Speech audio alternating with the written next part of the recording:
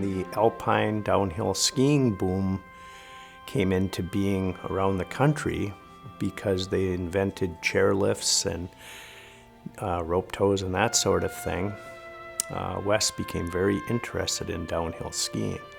Wes noticed that it was getting very popular. However, it was very difficult to purchase skis and equipment, clothing, and he came up with the bright idea of starting the first ski shop in Duluth, and settled on the corner here at 11th Avenue East and 4th Street, where he first rented, and then Wes bought the building eventually, and we are still here 60-some years later. I think that Wes became involved in the Salvation Army. It started with the Rookie Basketball League. Ski Hut was one of the original sponsors of a team.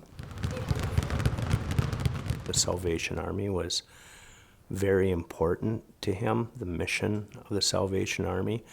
And it was so important that he made that step in his 80s to become a board member. And that was very fulfilling for him. From my interaction with Wes, he was always very inclusive. He was a man, I think, that was committed to helping others. Otherwise, why would he spend so much time and talent and his treasure with Salvation Army? Wes was a known quantity in the community, so I knew of him, and while he was on the board, as long as he came, which was for many years, we used to have many a conversation about what he was doing and how his children were doing.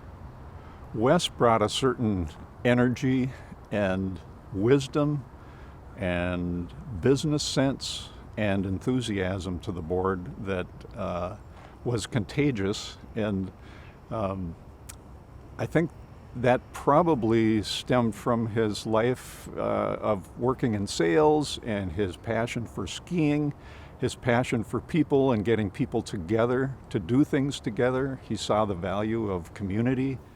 My dad, because he was so dedicated to his family, he, I think, always had that desire to affect others as well. And that came later in life.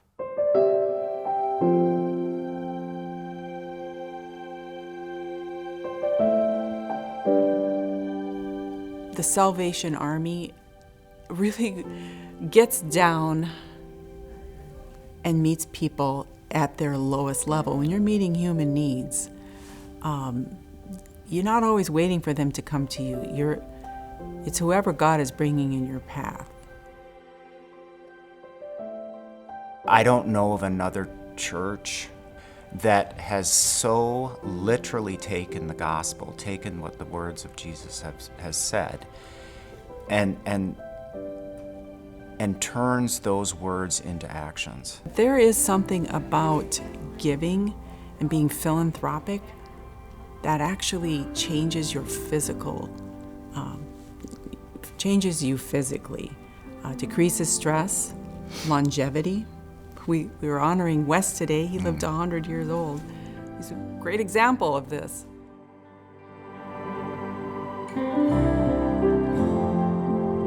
The good that the Salvation Army does in our community is immense.